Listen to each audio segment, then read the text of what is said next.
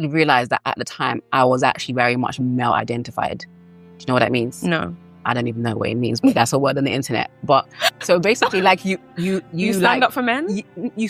You kind of identify more from their perspective. So it's like, if a guy says this is what men look for in a woman, and you kind of adopt that, like, okay, men want this in a woman, then I'm going to become that. Wow. Yeah, and I think wow. And then you start defending men to women.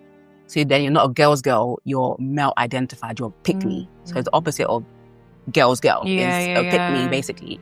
And I definitely realized that I actually was kind of pick me a few times. Some of what I hope to explore in this Invisible Black Woman series is even just that, you know, this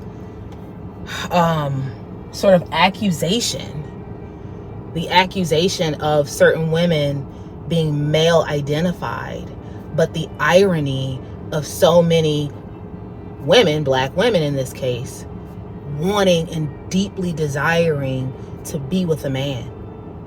And I would hope, if you deeply desire and you want to be with a man, and or if you are married, that to me sounds like it should come with some level of being male identified to a degree. But again, are we willing to explore these topics? Are we willing to have the conversation? And many of us are not. Well, we have been taught that. It's like people that don't have shoes. They'll say, I don't like shoes. You know, they don't have no shoes. Ooh, I don't like jewelry, because they don't have any jewelry. So all of that, I don't need no man, I don't want no man, it's because we don't have no man, okay?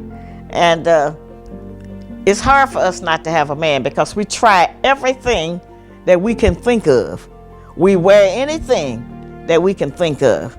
We'll do anything that we can think of to get a man.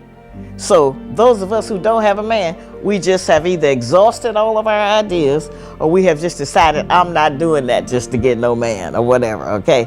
But we all want a man. We all want a man, and most of us all want at least one baby. Those are things that we do want. And we still are laboring under the misinformation that if we can get a man to get us pregnant, that we'll have some kind of hold on him to control him. And that idea has never worked, but we still keep trying.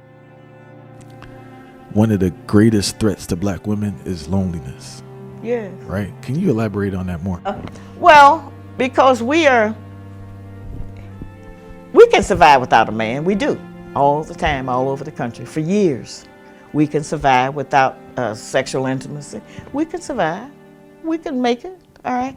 But we're not satisfied, okay? I'm not going to say happy, because the word happy is not in the Bible, the Torah, or the Quran, so it can't be that important. They've made it important to us because we spend money for happiness, all right? And we think it's everybody pick out what they want to have happiness, all right? But as I said, peace is the number one thing that creates happiness and allows all of the other things to grow and happen. But we're very lonely because of our men being so discouraged right now, okay? Some of our best brothers are in prison, okay? They get a different education there, and we are struggling, of course, with the mental health issues that has been forced on you by living in a hostile environment your entire life, okay? A personal rejection is very, very, that's hard to handle over the years, you know. Many of you have been rejected by your father. Some of you have been rejected even by your mother and the entire society. That's very hard, and we don't consider that. When you start telling the truth, when you start trying to get clear and understand not only what you do, but why you do it, when you start telling the truth to yourself, when you become more comfortable taking accountability, taking responsibility, it becomes more and more evident the way in which, as women, as Black women, we work to avoid getting in touch with our innermost emotions. And if you look up and research the invisible black woman, there are some things that will pop up online.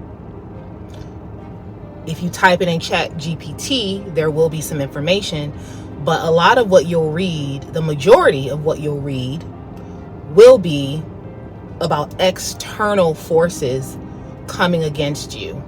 Racism, people discriminating against you within the career space, people not remembering how you look, not remembering how to say your name, not even trying to say your name right. A lot of it will be about education and career. Black women feeling invisible within various sectors of society, within the economy. Perhaps even there being some invisibility with regard to finances and, and that sort of thing. But what doesn't really come up, and what I have attached myself to, attached my name to, attached my YouTube channel to, attached my book to, attached myself to, is emotional invisibility. This is not something, when I started this journey years ago, mind you, because all this came before YouTube, before I was doing YouTube, I discovered and noticed that there was not a lot of emphasis placed on the invisibility that happens internally. The internal invisibility, not knowing who you are, not trusting who you are, not valuing who you are. And some of this stuff comes down to how things present externally. So, and that can go down to hairstyles that we wear or don't wear, the way we treat our bodies, etc., etc.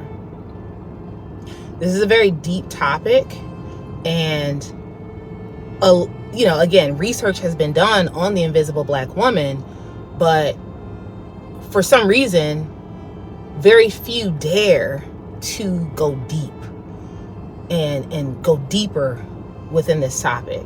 Black women themselves often don't want to confront the challenge that we have of not seeing ourselves first, and as a result of not seeing who we are, or trying to even see who we are, using those external things, degrees, career, money, all that, to in some ways mask the real thing that we need to be working on. And it's not to say that we shouldn't be getting degrees. I have a degree. I have a couple of degrees. But it is to say that first and foremost, before getting the degree, before climbing the corporate ladder, before all of that, there is a lot of internal work that we need to do. And so I invite you and I implore you to join me on this journey of getting to know who the invisible black woman is. Who is she? And stay tuned for more.